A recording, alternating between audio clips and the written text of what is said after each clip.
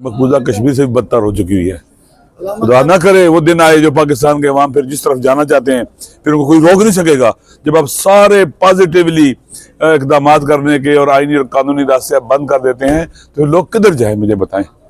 जब लोगों को बंद गली में ले जाते हैं तो वो लोग दीवारें गिरा देते हैं, फिर कोई नहीं रोक सकता उन्हें। फिर वक्त जब पानी सरों से गुजर जाए पुलों के नीचे से तो फिर मेरे ख्याल में किसी का भी फायदा नहीं होता है। इस मुल्क का फायदा, सबका फायदा, हर एक का फायदा इसी है कि अवाम की बात को सुना जाए। अवाम पाकिस्तान के असल कस्टोडियन है, अवाम पाकिस्तान के असल मालिक और वारिस हैं। जिन्होंने पाकिस्तान बनाया था ये वो पाकिस्तान के अवाम है। जो इनकी बात को बुलडोज करता है, जो उनकी बात को पांव तले रोनता है, वो पाकिस्तान का हमदर्द नहीं हो सकता। सही रास्ता ये है कि अवाम की बात को सुना जाए, जो पाकिस्तान की अक्सरियत कह रही है उस पर अमल किया जाए। वगरना कोई ये समझता है कि वो ताकत के बल बोते पर दबाकर, गोलियां मार के, लोगों को उठाकर, औरतों को उठाकर, एम्बेरस करके, हरास करके वो पाकिस्तान को चला लेगा तो वो अहमकों की जन्नत में रहता है। वो अंधा भी है और बहरा भी है। उसे देखना चाहिए क्या हो रहा है दुनिया में। आप देखें सीरिया में क्या हुआ, चंद घंटों में चंद हजार लोगों ने हमला कर दिया, तो कब्जा कर लिया। फौज कहाँ गई? अवाम साथ नहीं है, कब्जा कर लिया। फिर इसराइल ने क्या किया? वहां पर हमारा इसराइल इंडिया बैठा हुआ है। अगर हमारी फौज और अवाम में इतना फासला बढ़ता रहा तो जो अवाम जिस फौज के साथ में, जो वो फौज जो अवाम की हिमायत न रखती है वो मुल्क का दिफा नहीं कर सकती। फिर इंडिया हमारे साथ वही करेगा जो इसराइल कर रहा है। सीरिया के अंदर के स्ट्रेटेजिक एसेट्स हैं उनको तबाह बर्बाद कर रहा है, लाखों पर कब्जे कर रहा है, और वो कोई बोझ भी पूरी दुनिया नहीं बोल रही, ना यूनाइटेड नेशन बोल रही है, सब तमाशा देख रहे हैं। हमारा इसराइल इंडिया यहाँ बैठा हुआ है, हमारे साथ फिर वही करेंगे। इसलिए जितना जल्दी मुमकिन है इन फासलों को खत्म किया जाए, अवाम की बात को सुना जाए। अवाम को हक है अपने हुक्मरान मुंतखब करने का, किसी फार्म फर्टिसान वाले को हक नहीं है। इस तरफ वापस आना पड़ेगा आइन और कानून की तरफ, आइन की सुप्रीमेसी की तरफ, फिर पाकिस्तान बचेगा। वगरना ये जो इबरत हासिल करें शाम से, सीखें शाम से, इबरत हासिल करें। यहाँ पर भी पाकिस्तान के अंदर आप पूरी दुनिया से दहशत लेके आए वार अगेंस्ट टेरर के नाम पर, अमेरिका के कहने पर, और यहाँ पाकिस्तान के अंदर भी देखें किस तरह से नामनी पैदा हुई है और बढ़ रही है। लिहाजा आए अवाम की तरफ। अवाम पाकिस्तान के असल कस्टोडियन है, पाकिस्तान के मालिक हैं, वारिस हैं। पाकिस्तान के अवाम की बात को ठुकराना यानी पाकिस्तान पर हमला करना है, और जो पाकिस्तान पर हमला कर रहा है वो वतन का बावफा नहीं हो सकता, वो घुसपैठियत हो सकता है, वो पाकिस्तान का बावफा नहीं हो सकता। शुक्रिया।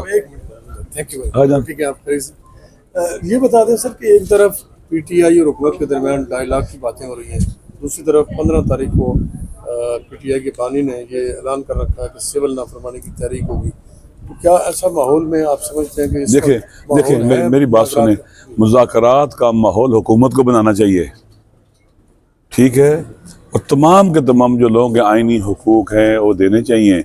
आप मुझे बताएं, पाकिस्तान की सरजमीन पर एहतजाज करना अपने हुकूक के लिए आईनी हक है या नहीं है? रास्ते खेड़ना, खड्डे डालना, पहाड़ जैसी रुकावटें खड़ी करना और कंटेनर लगा देना, ये कौन सा कानून है? क्यों ऐसे रोका जाता है लोगों को? आप पार्लियामेंट में उनकी आवाज़ उठने देते, बोलने नहीं देते।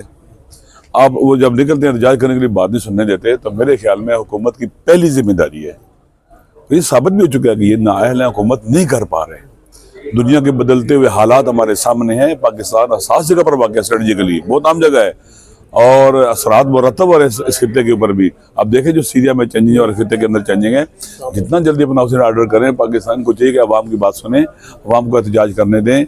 आप हर चीज़ आप कब्जा कर रहे हैं, अदलिया पर आप कब्जा कर रहे हैं, इदारों पार्लियामेंट की आपने वैल्यू ख़त्म कर दी है। रातों रात 1:30 बजे 2 बजे सेकंड में 3 मिनट में आप आईनी तरमीम करते हैं, बोलने नहीं देते, किसी को बात नहीं करने देते, और आप उस वक्त बिल टेबल करते हैं 2 मिनट पहले। अभी भी हो रहा था 3-4 मिनट पहले, 2 मिनट पहले टेबल कर रहे हैं अमेंडमेंट। पहले क्यों नहीं किया?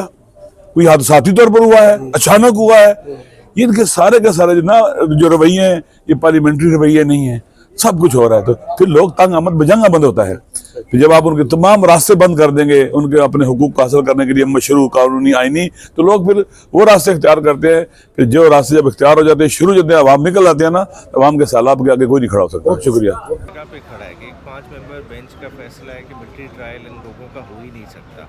وہ بات تو وہیں رہے گی. دیکھیں یہ تو چلیں ایک ضرورت کے تحت ایک ونڈو اوپن کر دی گئی ہے کہ جو لوگ اتنے عرصے سے اندر ہیں وہ چلیں اگر کسی کی فیصلہ سنا دیں گے جس کی سزا کٹ گئی ہوگی وہ باہر آ جائے گا, یا جس کی سزا بقایا ہوگی وہ جیل میں منتقل ہو جائے گا اور اس کے لواحقین سے اس کی ملاقات آسان ہو جائے گی. مگر باقی جو مسائل ہیں اس سے ریلیٹڈ تو وہ تو وہیں رہیں گے. تو بہتر یہی حل ہوتا کہ اس ایشو کو فی الفور ڈیسائیڈ کر لیتے, اور اگر ابھی بھی کرنا ہے تو اس کو ڈیسائیڈ کر لینا چاہیے, کیونکہ دیکھیں کل کو کسی کو 3 سال سزا ہوتی ہے, وہ 3 سال سزا کاٹ لیتا ہے اور اس کے بعد اگر سپریم کورٹ سال 1.5 سال بعد فیصلہ کرتی ہے کہ جی ملٹری ٹرائل نہیں ہو سکتا, تو ان کے 3 سال تو واپس نہیں آئیں گے. کہ جس طرح سے بھٹو کے کیس کا انہوں نے اتنے عرصے بعد لگایا, بینظیر کی ایک درخواست انہوں نے ابھی لگائی, تو یہ اسی طرح پرابلمز رہیں گے. تو انصاف کا تقاضا یہی ہے کہ اس کو فی الفور جلد از جلد اس چیز کا فیصلہ ہونا چاہیے تاکہ آئین قانون کے مطابق جو نظام ہے ملک میں وہ چلے. کیونکہ جو اعتزاز احسن صاحب ہے اور باقی جو درخواستیں تھیں وہ مین اس پوائنٹ پہ تھی کہ فوجی عدالتوں میں سویلین کا ٹرائل نہیں ہو سکتا, اس کے اوپر سپریم کورٹ نے فیصلہ دیا تھا اور یہی معاملہ.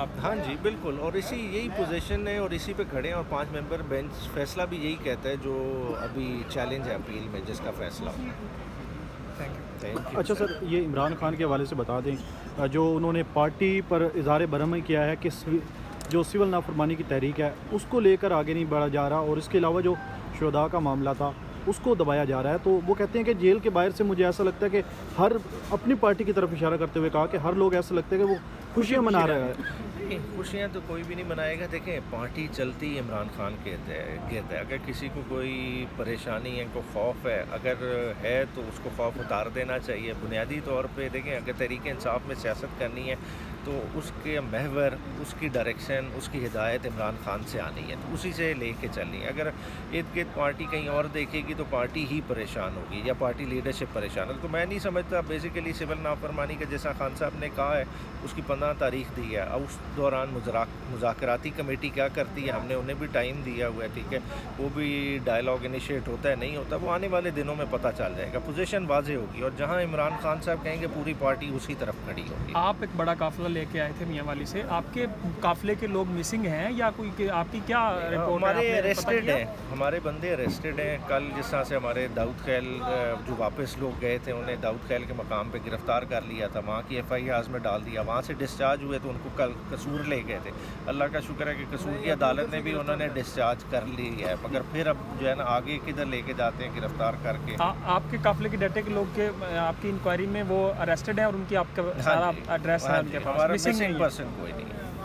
اچھا سر, مذاکرات کے حوالے سے بتا دیں, عمران خان نے مذاکرات کا کہا ہے, لیکن جس طرح سے اب PTI کی جو موجودہ لیڈرشپ ہے گراؤنڈ پر, جس طرح سے وہ اپنی ایک پوزیشن ظاہر کر رہی ہے, ایسے تو لگتا ہے کہ یہ حکومت کے منت ترلے پہ آ گئے ہیں, اس سے تو حکومت کو بڑی تقویت ملے گی. حکومت یہی بیانیہ بنا رہی ہے. بات ہے خان صاحب نے مذاکراتی کمیٹی بنائی ہے اور 2 شرائط دی ہیں, اس پہ اگر حکومت پورا اترتی ہے تو ٹھیک ہے, اس سے بیونڈ تو لچک نہیں ملنے لگی اور نہ ہی کوئی ترلا کر رہا ہے. ٹھیک ہے, مذاکرات کرنے ہیں, مذاکرات کے لیے تو انہیں اسپیس ملنی ہے. حکومت کو اگر اس بات کی سمجھ آ جائے تو ٹھیک ہے, ورنہ حکومت کے ارد گرد گھیرا تنگ ہو رہا ہے. ان کی جو پروگریس ہے سال کی وہ سب کے سامنے آتی جا رہی ہے, جو اس وقت عوام کا حال ہو رہا ہے, جو ہیومن رائٹس کے حالات ہیں, جو انہوں نے شب خون مارا ہے ڈی چوک پہ, وہ سب یہاں ہے, وہ ان کے گلے کا پھندا بنے گا.